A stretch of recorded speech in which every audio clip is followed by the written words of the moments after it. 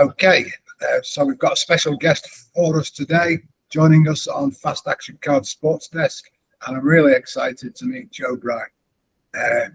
And for those of you who don't know him, he's going to tell you something about himself. So first, take it away, Joe. Tell us something about your own gaming journey, how you first got into board games, and how old were you? All right. Well, it's nice to see you again, Paul. Thanks for having me on. My journey started fairly young. We always had games being played at my house, as long as I can remember. I mean, it was stuff like Uno or other Monopoly type games. Just those were my first board games. It wasn't until I was about 10 or so, give or take a year or two, I had a babysitter come over to watch me and my sister. I have a younger sister. And he brought over a Strat-O-Matic baseball game, and that's when I started playing tabletop sports games. And I've been playing other Strat-O-Matic, Pursue the Pennant, any games we could find or make up on our own, really ever since then. So it's been about 40 years now. Okay, thanks for that. And during that period, did you ever get into playing sports games on the PC, or because I dabbled for a while? I did. I didn't really get my first PC until around the year 2000 or so, and maybe it was a little earlier than that. But I had been away from sports gaming in general for a few years when I went to college and after. So I was looking to get back into playing like Strat-O-Matic, or I was searching around, seeing what else was out there, and I came across Out of the Park Baseball. And I'm like, oh, well, I'll try that. So I played Out of the Park for about 20 years on the PC. At first, just solo, and then after about 3 or 4 years, they have online leagues, so I started playing in online leagues, and yeah, met some really nice people, and that was about the only baseball sim I played. I tried Second and 10 for PC football. Eventually, I tried the action PC games, baseball, football, basketball, but I haven't played a computer baseball game or really anything for probably 3 or 4 years now. And so, how did your journey lead from there? Because I'm particularly interested in the development of Payoff Pitch. What first triggered you to create it, and what was the path to take it to where it is now? Yeah, when it was probably I was probably around 13 when I first started just creating my own games, uh, because you don't have a lot of money growing up. You have to make your own entertainment. So uh, fortunately, I was able to make some playable games that I enjoyed playing by myself. And then when I got back into cards and dice games, I, I just didn't want to go out and buy new games and probably never play them. So I just started working on my own game around, I'd say 2012, or actually a couple of years before that, 2010. And around that time, I also got involved with Jeff Downey from Downey Games. And since I was very good with Excel, he asked me to help him out with some of his programs that he used to rate his games. So I was able to work with him for a couple of years, and that kind of fostered my design bug, I guess. So I created the game. I shared it with him. He said, "Yeah, that's something that people would like to play." And then I was like, "Well, I really just made it for myself." And then my wife said, "You're spending a lot of time on your hobby. Uh, I think you need to sell it or stop doing it." So I'm like, "Well, I'm going to sell it." So then I did put it out there, and I have to say it's been more popular than I thought it would be. Because they're always described as a brick, aren't they? Or packs. And wow, they were impressive. They wanted to know what they were in customs, but they're impressive. And when I got it home and I first took that game out, I'm not just saying this because you're not, because obviously it's one of the reasons I did want to chat with you. I was blown away, and the reason I was blown away is by its accessibility. It's not a simple game by any stretch of the imagination, because when you first get it, you can be playing that game within 10 minutes. It made sense to me. I read it. I had a few practice innings. I thought, wow, this is amazing. This is, I'm not, and that's what I think to this day. And which is why in January I'm running my own first cooperative, and I've written software. I've written a new stats package for everybody in baseball, and which I'm going to share. And I'm using Payoff Pitch 1975. And your 1975, by the way, it arrived in 4 days from you to my house. So, and I've had to pay for it, Joe. I know I've had to pay for it. That's the pedals that live in the Mediterranean. But wow, it was worth it. And I think I posted on your site, and I posted on all the sites that 1975 had arrived. My wife still noted that she's got to sort them out, but that's a little. But no, they look fantastic. And talking about my wife, she's been to a couple of baseball games with me in London. I've been to Chicago about 20 odd times. So it comes 2 weeks at a time. And she went and was impressed that she went to London. She didn't realise that baseball was things happening.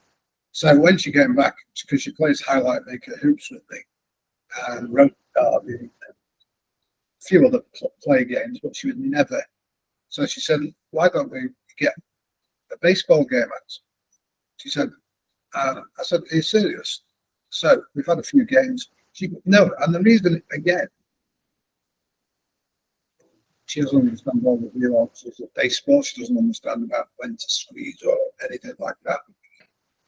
But she said this is the first game that she'd seen that actually made sense in her head, because what I just said, she could understand wheelhouse, she could understand, you look at the colours on it.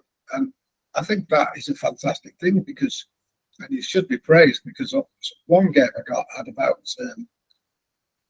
80 odd pages of instructions. And I'm like, please, I like reading instruction manuals, but come on. At the end of the day, baseball, you throw the ball, you hit the ball, and you catch the ball, don't you? But there is a critique on it. Everybody I've shared it with, including, I'll name it, James Hart. I treated him to it. He's a good guy. Could be as well. And he said what other people said to me, they bought it, that the only thing they are confused with is the number of charts, the different ways to play it.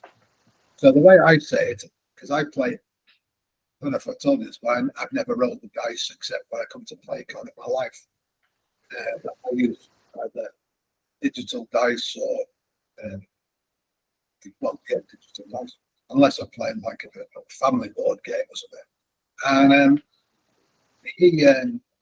he said that he didn't know how to play it, and I said I play it with Andy Lewis's FAQ, and the build dice that are quite involved game systems.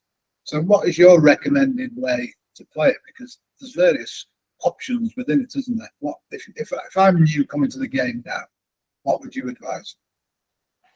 Well, I think for most people being introduced to the game, it makes sense to use the fax action cards to determine things like base running, defense, stealing, and then to roll the dice to start the at bat to get the quality from the pitcher's card, and then to go to the batter card and see the result. I think that's exactly how I play it, and it works for me. Anybody watching this who hasn't got the game, I advise them to buy it. Go out, buy it. This is a side question. I like to ask you just a side. But sideline strategy, is that your actual company, or are you part of that? Because I didn't, as you know, I did make a fool of myself when we were in Denver last year. We'll come on to that in a bit later, but this is why I was confused with. So is that your company, or are you part? Yeah, Sideline Strategy Games is mine, and then I sell several games, including Payoff Pitch, through there. Right. For Payoff Pitch, what do you see as the future? Are you interested in fictional? What plans have you got for more seasons? Because I do have.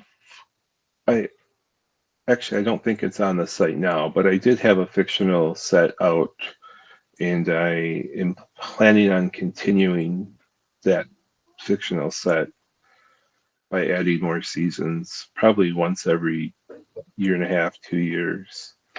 I'm just updating the season right now, and then I'm going to re-release it, and then I'll have a fictional option for anyone that wants it. Fictional has its place, and there are people that do want to play it, so I am happy to offer that. Otherwise, I'm just going to continue to fill in the seasons that I'm missing. I still have a couple from the 80s. I want to get more teams from the 90s and 2000s, as well as filling in the 70s and 60s.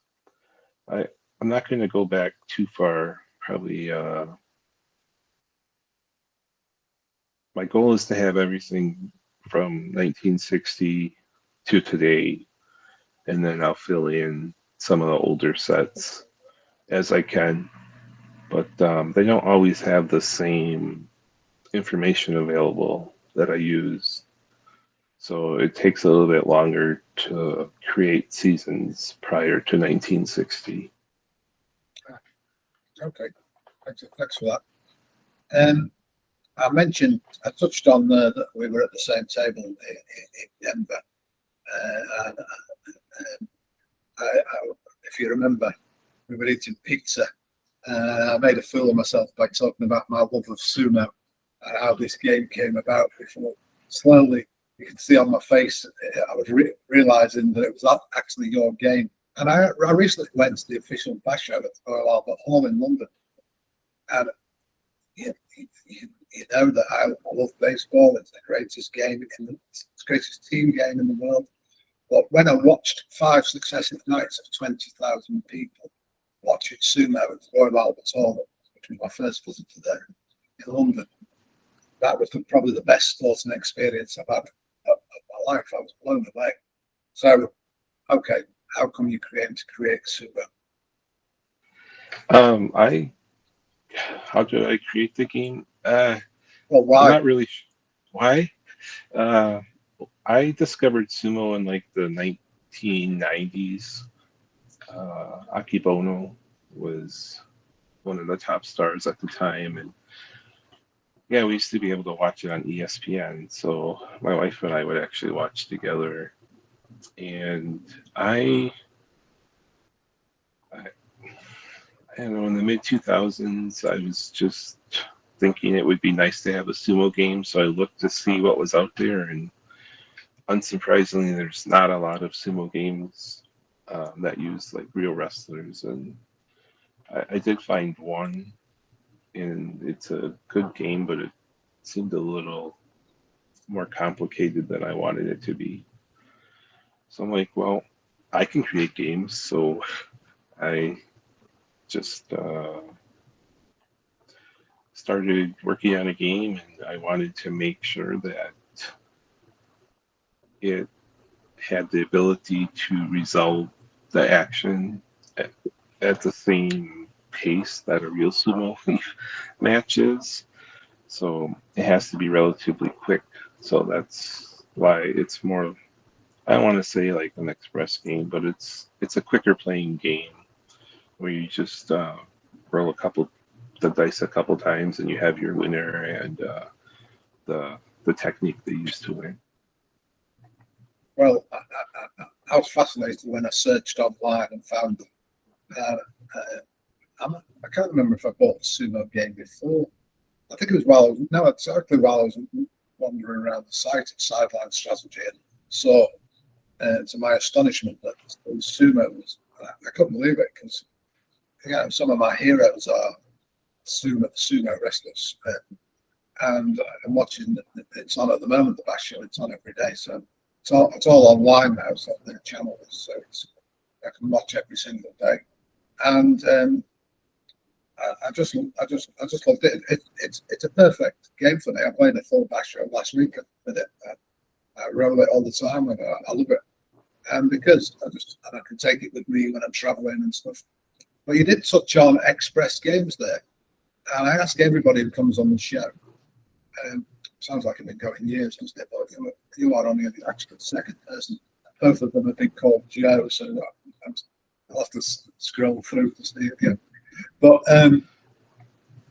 what do you feel about express games, and do you think that particular bubble has maybe burst slightly? What's your opinion of it? I'm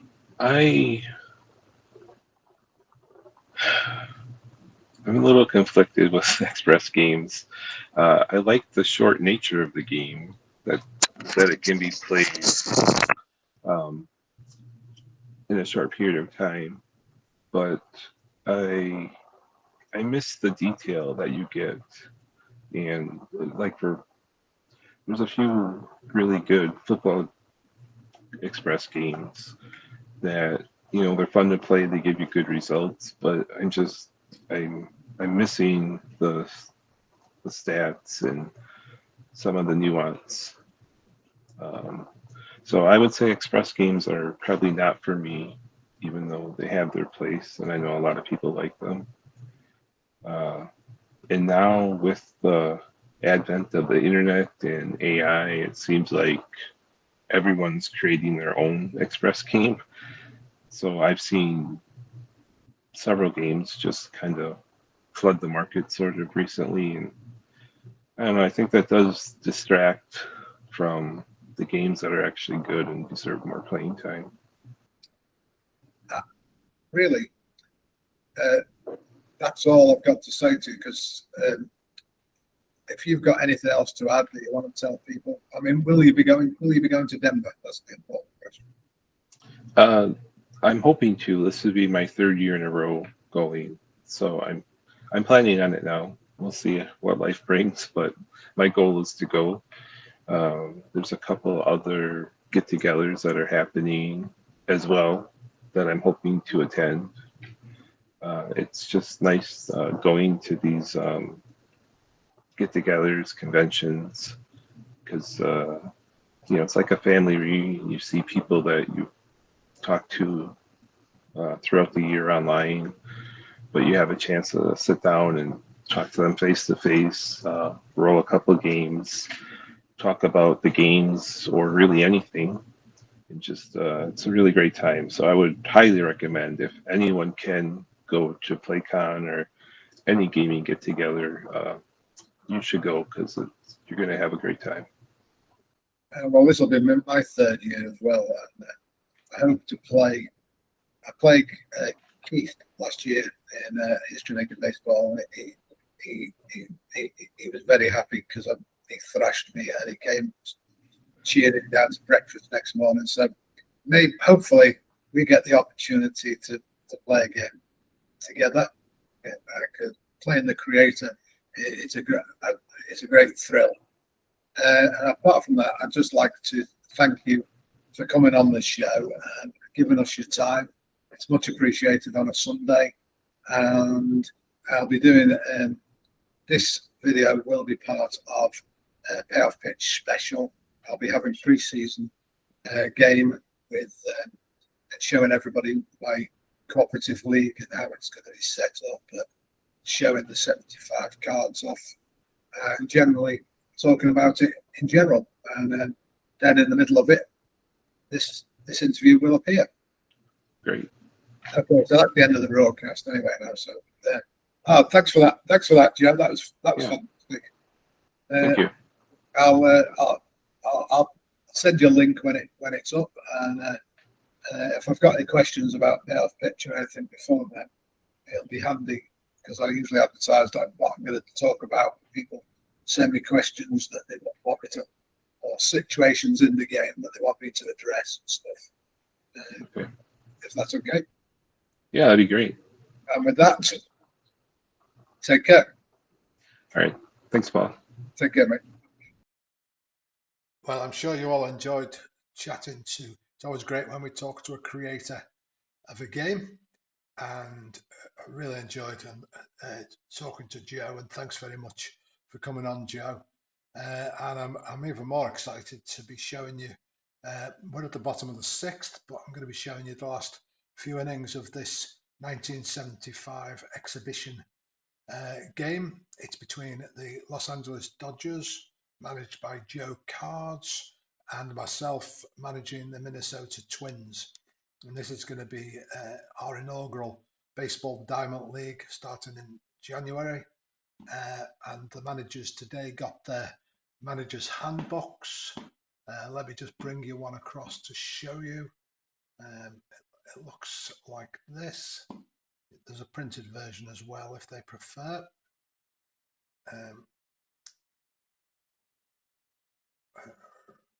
So look, it looks like this. Just make it smaller for you, because it's been on my other screen. Goes to the resolution of that one, but you get the impression, you get the message. So I'm playing the Dodgers. I click on those, shows me their players, shows me what Joe's total roster is. I can only use those, and these are his rotations, and these are his strategy.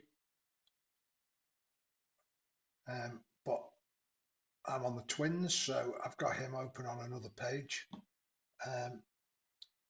So let's get down to the Twins. I'll put this back so I can open the Twins.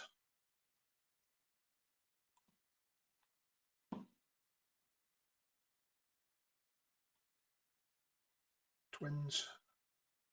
Just to remind myself, first time I've used this team, so aggression is the default. That's the key here. And for ease of use today, as you saw me ask Joe, what's his recommended method? And normally I use a mixture of the two. I'll use the in-game dice Payoff Pitch here, and I will use the fast action card flipper from Andy Lewis, as Joe recommended. But today, just for ease of viewing, I'm going to change the dice so it's just board game assisted, so there'll be no dice, and I'm just going to use the FAC roller. Quite a few people have told me that's what they do. Andy Messersmith, he's not been looking great today, so he's given up 9 hits. If we have a look at the score sheet so far,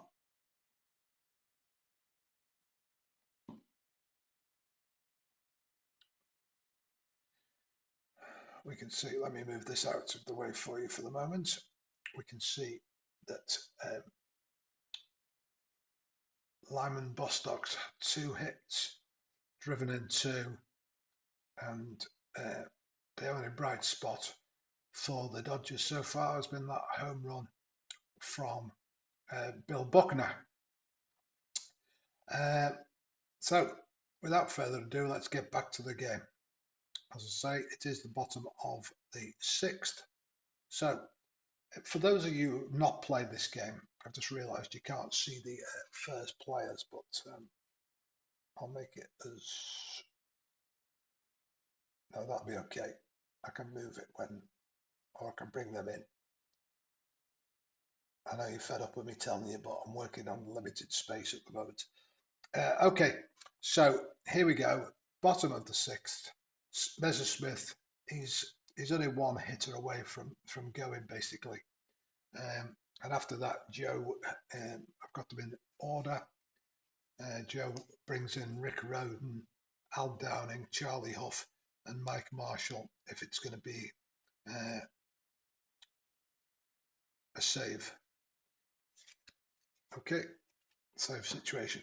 So we'll see how Andy goes in this one. He won 19 in real life, lost 14, 228 ERA. Eric Soderham. Okay, here we go. And it's 7, so it's in play, and it's 37. Ooh, it would have been 30, anything up to 36. But as it is, he's out, and it's a ground ball to second base. Now, normally at that point, I would look on the card, and it would give me a different result. But as we're using the fast action card for 100%, that's all we need to do. Okay, batter up, John Briggs. He's ground out to second both times. And it's a 7, it's in play again, 33. And he escapes it again, 33. So it's another ground ball, 6-3.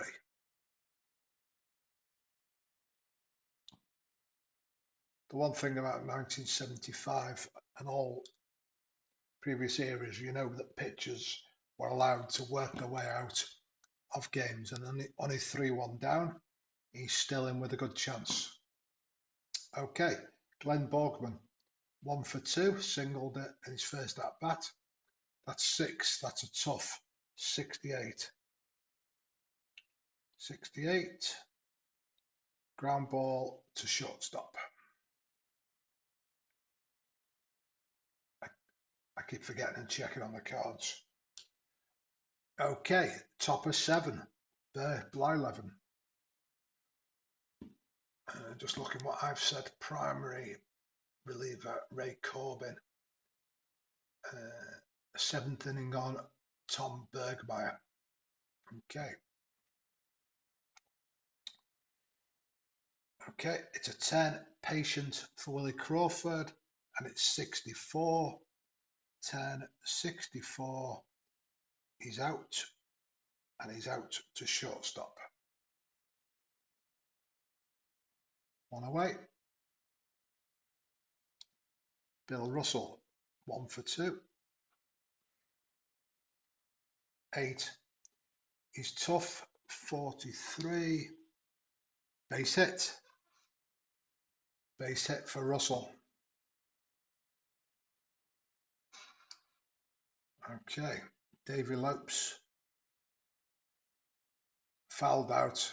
That was a difficult fly actually to Eric Soderholm. He fell into the camera. He fell into the camera pit over by the third baseline, but he still managed to hang on. It was a fantastic play. The trainer came out and checked him, but all was okay. Excuse me. Okay, play ball. Here we go. Man on first, tying run at the plate. 11. That's in play. 39.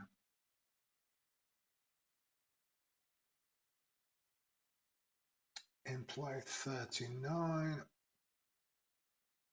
It's a short fly to right field.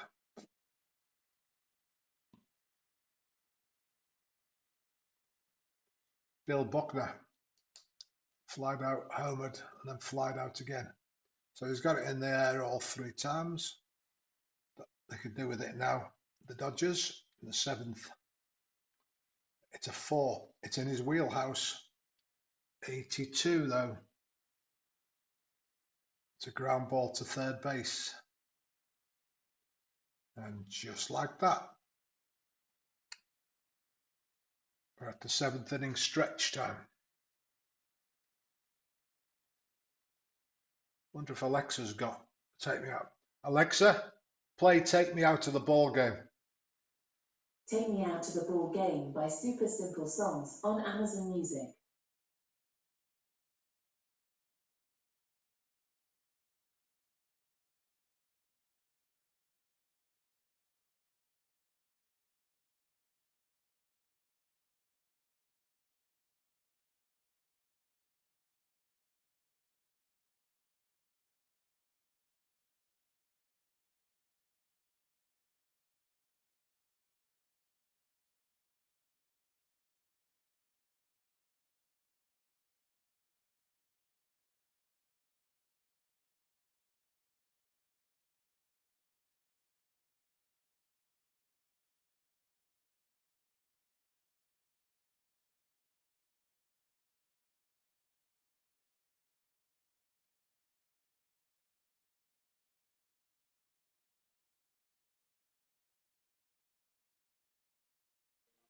It's going on and on and on.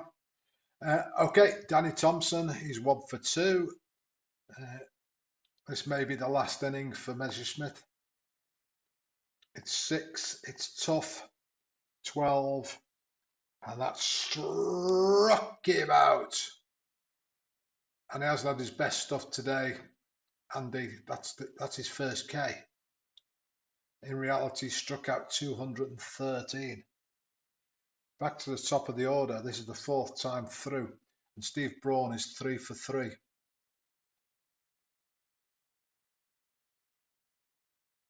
It's a 4. He's patient. 32, and that's a walk. And that's going to do it for Messersmith. Walter Alston's seen enough. Out he goes.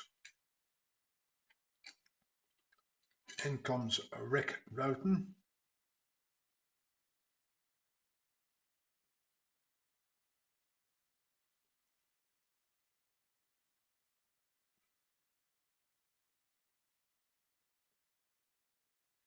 Okay. Roten to Carew. Man on first. 4. It's tough. 16. That's a swing and a miss. Sends it on strikes there. That's 2 away. Lyman Bostock.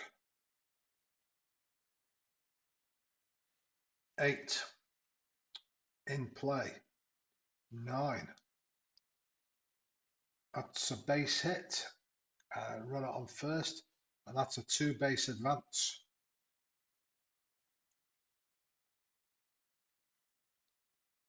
So we've got Braun on third and Bostock on first. Tony Oliva, 1 for 2. 10, that's in his wheelhouse. 74, that's a ground ball. Fielder's choice, so it's 6-4, but that'll be enough to get another run here. Run home. 6-4. Oh, it was the last out, I beg your pardon. Getting overexcited. Steve Garvey. 8. Tough. 22. He struck him out.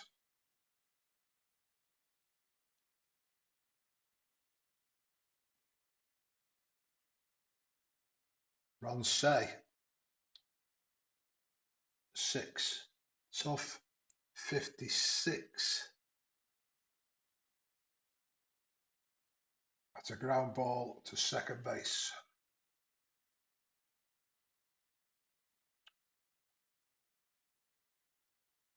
Quickly 2 away. It's been in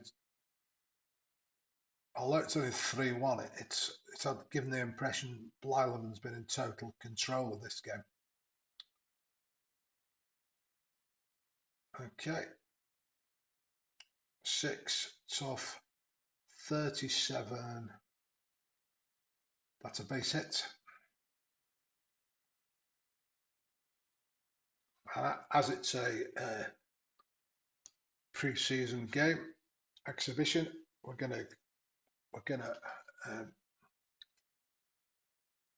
bring on Bergmeyer.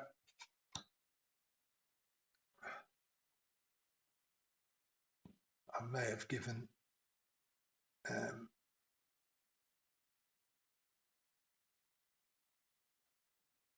Blyleven in reality a chance, one more batter to get out of it in the regular season. Here comes Bergmeyer to Ferguson.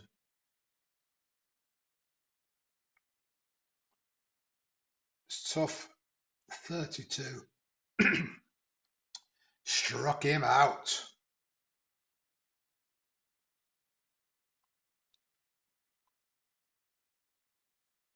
Okay.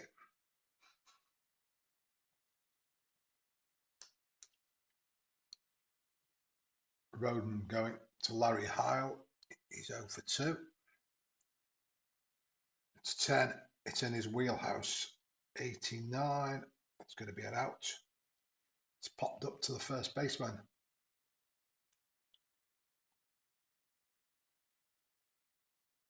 Okay. Eric Soderholm.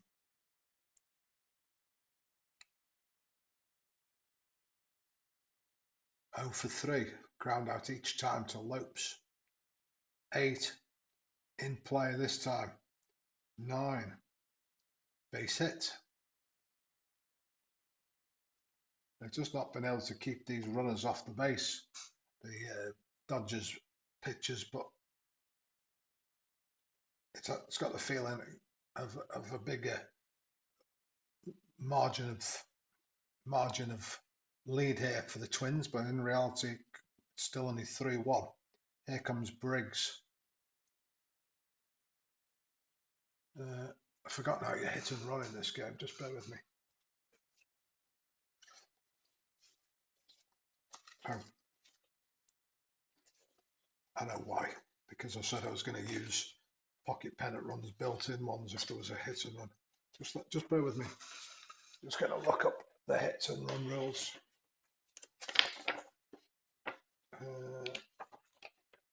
Base running rules, advanced.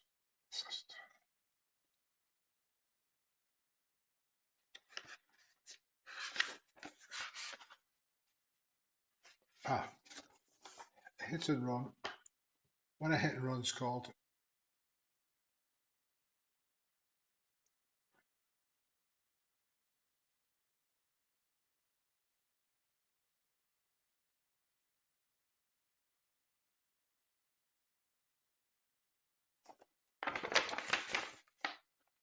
okay, so there's a hit and run chart. I was trying to avoid the charts today, to be honest,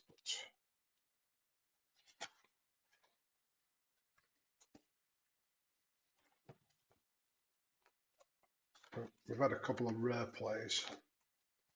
I am going to type all these up, put them in a PDF for myself, or scan them. Fatigue picture chart, infield corner, defense.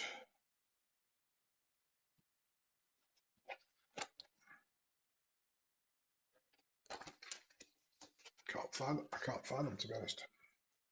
Let's just have a look. They're not on that one. They're not on that one. I know you're all screaming at me. You've got to remember, it's my first main project with this. Under the steel charts. I found it. It's going blind. Just bear with me. All lineouts turn into double plays, but there's some clarification if it's a wheelhouse result. Okay, so we're going to resolve it normally. And he's going hit and run. So it's 9. His patience, 41. That's a walk.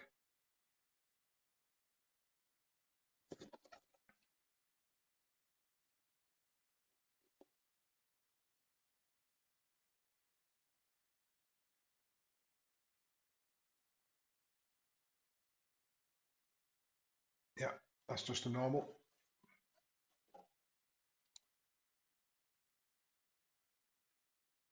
Glenn Borgman. Probably pinch hit here.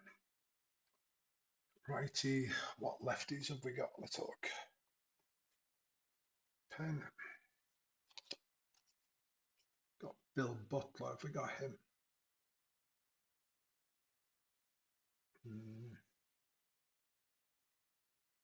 No.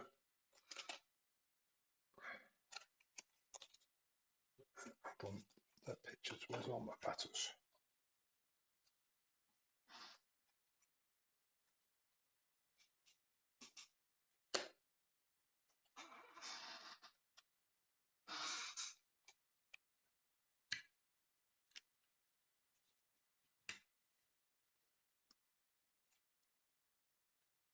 Pictures.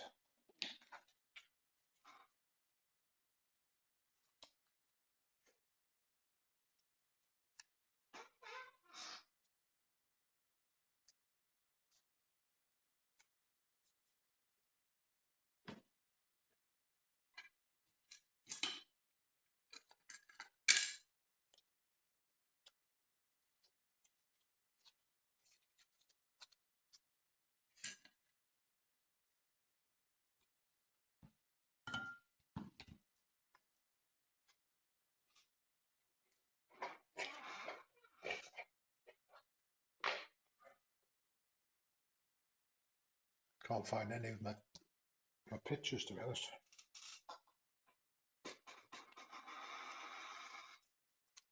And my batters. Here they are. Okay, let's see. I've got lefty Tom Kelly. He's not in the, because I haven't taken out the ones. Sergio Ferrer, Bobby Darwin, Steve Bryan,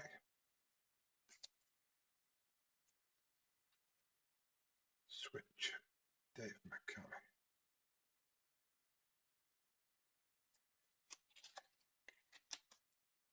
Okay, got to bring on Dave Mackay. It's a pinch hit here.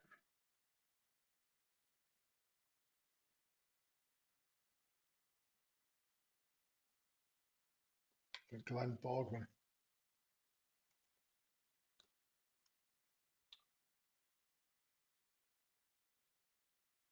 It's 11. Defense. It's an error check on the shortstop. And it's 30. And the shortstop is Bill Russell. And it's a 4. And it's 30. So it's a 1 base error. Booted by Bill Russell. So the bases are full of Twins here. For Danny Thompson.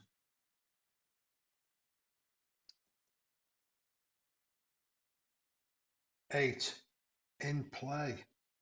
21. And that's a base hit.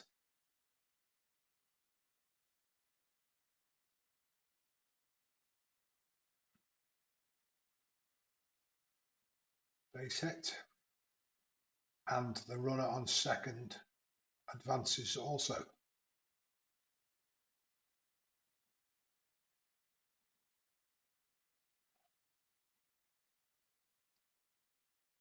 So it's 5-1 now. See how Joe wants after Ronan. Going to bring on Al Downing.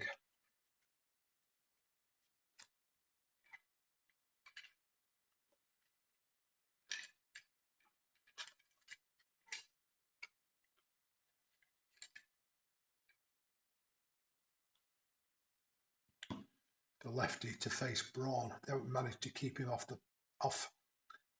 paths today.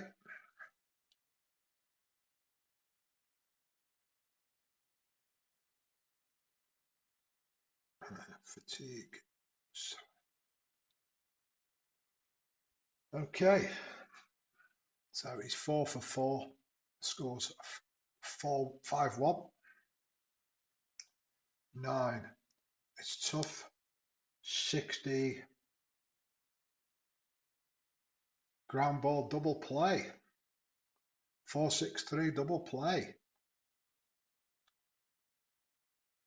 So he escaped without further damage. We need another catcher.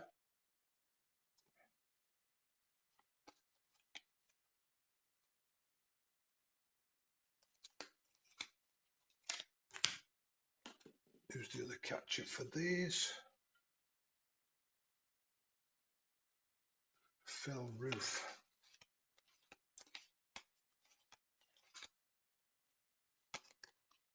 Here he is. Phil Roof will come on, batting 8. Catcher.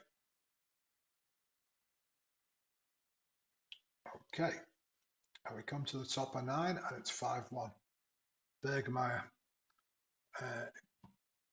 can stay in now, unless it gets to a save situation, when we'll bring on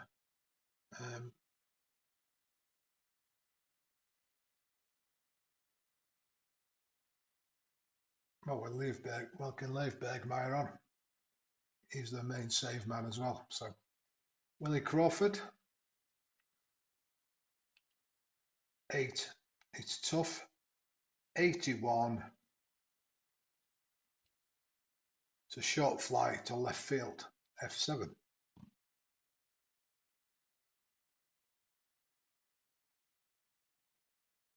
Bill Russell, sorry, now it's Willie Crawford. Let me just go back on that. 8, tough, 81, that's right. 5, in play, 17. That's a base hit. It's a single.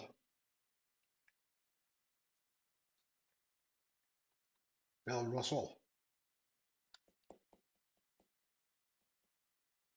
He only batted 206.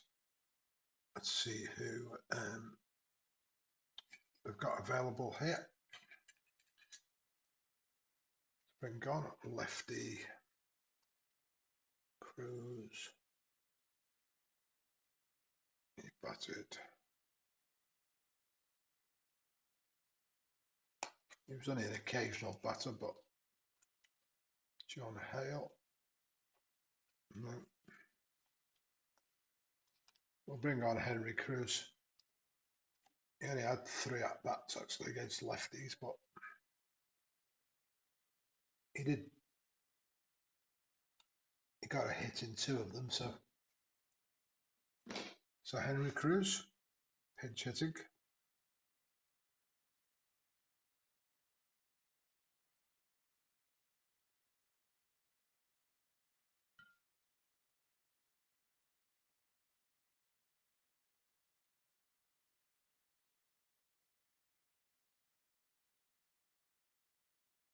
Okay, Bergmeyer, man on first.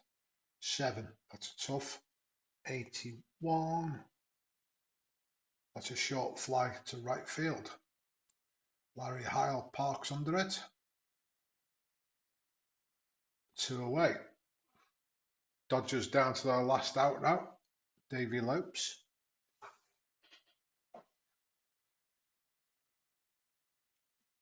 Here's the pitch. 3, and that's a ballpark. Check. And we're going 23 for the ballpark. And it's a right-handed batter. And it's 23, and that's going to be in his wheelhouse. So we're going to roll again. So 35. That's a base hit. Runner advances 2 bases.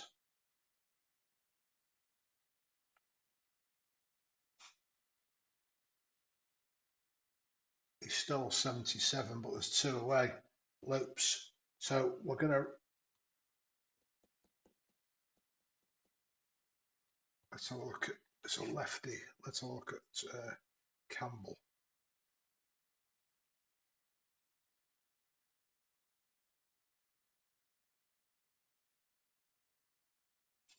Now, going to leave Bergmeyer in, let him do his job. I'm confident he'll get this last out now against Buckner. Here we go. 3. That's another ballpark check. And it's 78 against a left-handed batter. And it's in play. So we roll again. 82. That's not going to be good enough. That's a ground ball to shortstop. So he'll toss it to first in time, and that's it. The game is over. Close that.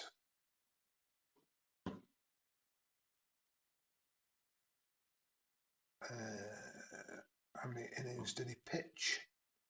Bergmeyer only 1.1. What score was it? No. It's not enough for a save. He had a 5-1 lead, didn't he? And the loss was Messersmith. Enter results.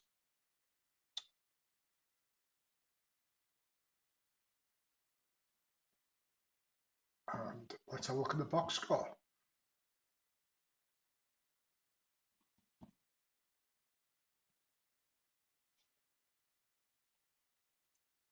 One run, 10 hits, 1 error for the Dodgers. Davy Lopes, 2 for 5. Lee Lacey, the DH, 2 for 3 with 1 walk. Pretty much Willie Crawford, 2 hits, and Bill Russell. So it was patchy. They still managed 10 hits, but there was nothing consistent. They left a lot of men on base. Whereas it was the reverse for the Twins. They looked in control throughout this game. Steve Braun, 3 hits, 1 RBI. Lyman Bostock, 3 for 4 with 2 ribbies. And Bert Blyleven faced 32 batters, spread at 8 hits, gave up 1 home run. In fact, that was the only home run of the game to Bill Buckner, and that was the only run he conceded. Apart from that, struck out 6 and walked 1. And that's it for that game. So I hope you can see there's many ways to play payoff pitch. I will roll the dice myself. I'll just use the fast action card flipper for things like defense checks, etc. But if you want to play it that way, use all fast action cards. It's no problem at all.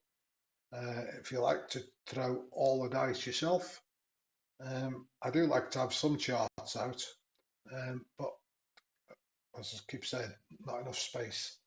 But my advice, if you haven't got this game, just buy it. Once you've played a couple of the sample PDFs, and just have a look at the cost of the PDFs themselves.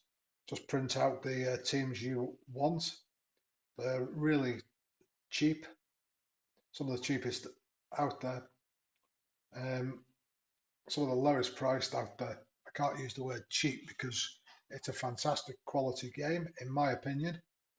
And I'm looking forward to including it in all of my projects, because as I said when I was talking to Joe, it is accessible, it makes sense. You look at the pictures card, and you see that basically tells you what type of pitch is thrown. Is it in the batter's wheelhouse? and it's just got a good feel to the game. I hope you enjoyed that little taster for those of you who have not seen it before.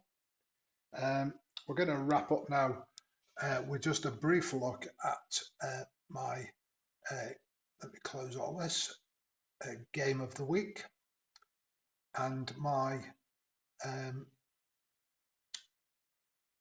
let me see if I've got it open.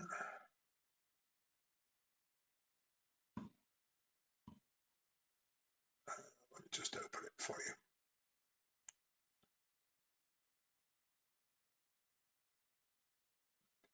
I've been proceeding through my post-season in between getting the Baseball Diamond League ready and finishing my baseball and basketball HQ app. Let's have a look at the latest complete version, and you'll see on this, I'll drag it across. Here we go. And this is the way it looks so far. The games we've had are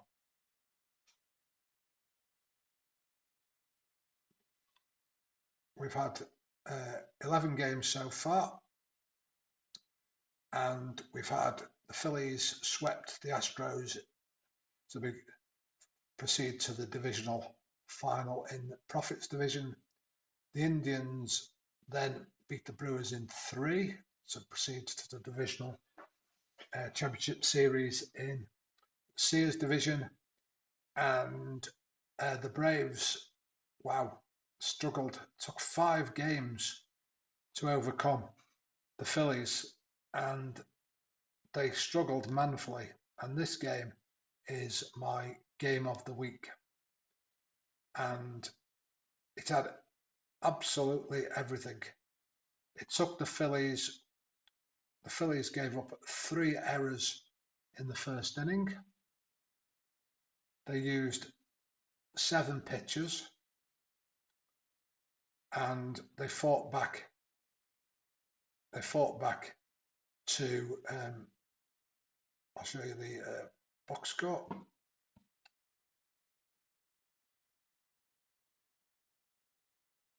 They fought back.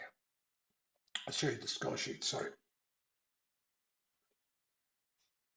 If you look at the bottom of the first, 2 dropped flies by Johan Rojas. It looked like he hadn't got his glove on. And then Trey Turner booted one as well. So Zach Wheeler found himself 2 down, and he hadn't given up a hit or a walk or a hit batter. In fact, he hadn't contributed in any way to those runs. And then when they added 3 more at the bottom of the third, it looked all over for the Phillies. But they bounced back, scored 5 of their own, and we talk about implosion. Chris Sale joined in. He gave up a total of 4 walks, including 1, 2, 3, 4, 3 on the run to load the bases up. A ground out to third, then he walked another 1 to load them up again. And then Edmundo Sosa drove in.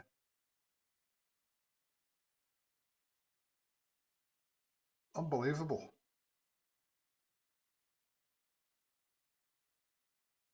Unbelievable.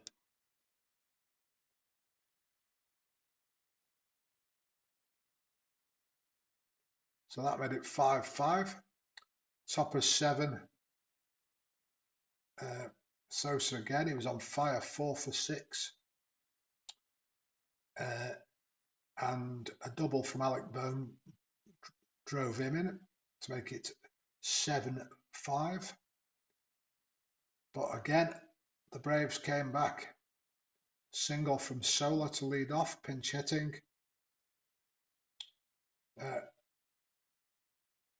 No, beg your pardon, that was a Shayla. A single. Ramon Laureano walked. And A base hit from Michael Harris to load the bases. Marcell Ozuna, long single, scored Shayla, scored Ramon Laureano, and this game would have been over. But Michael Harris was nailed by a bullet from Nick Castellanos in right field, nailed at the plate. And I think that might have been it for the Phillies at that stage. There's only so many times you can get off the ropes.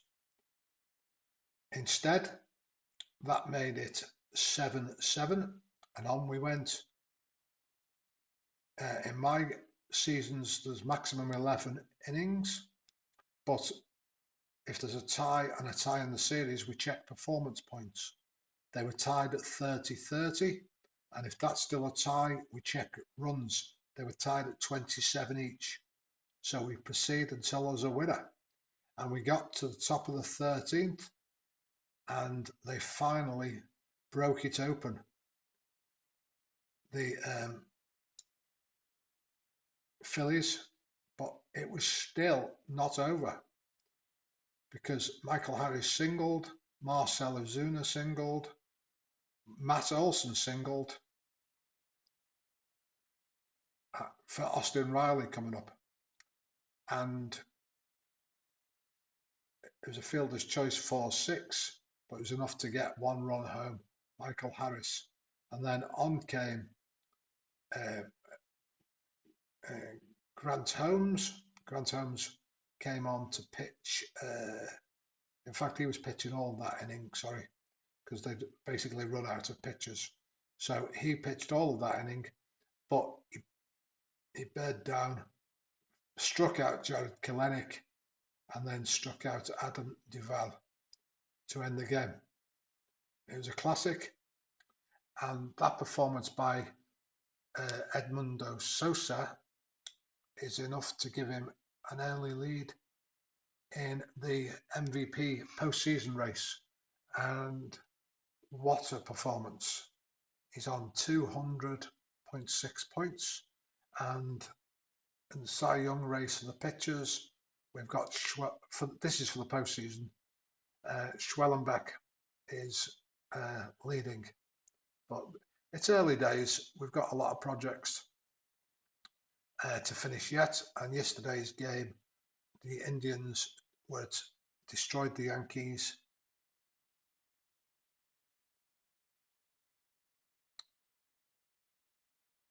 And game 2, that will be coming up today.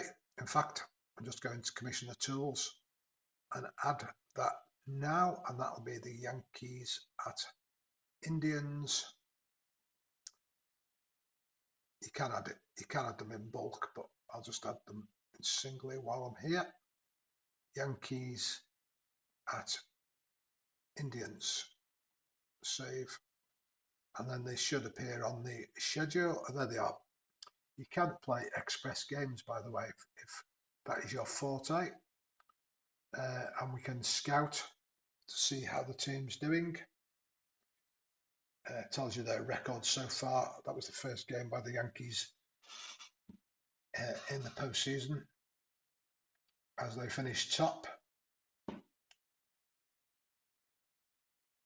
So I'll bring you more next week. That's it from me. Take care. Have a great week. I'll be back at some stage soon with my, I think it might be Wednesday, with my look at express games. Thanks to everyone for watching. Please like and subscribe. And don't forget, if you're interested in receiving a copy of this headquarters app, I can do so much more. I'm showing you there's a newspaper as well. You can update, can export everything in raw data. Just let me know and I'll get back to you. Okay, take care.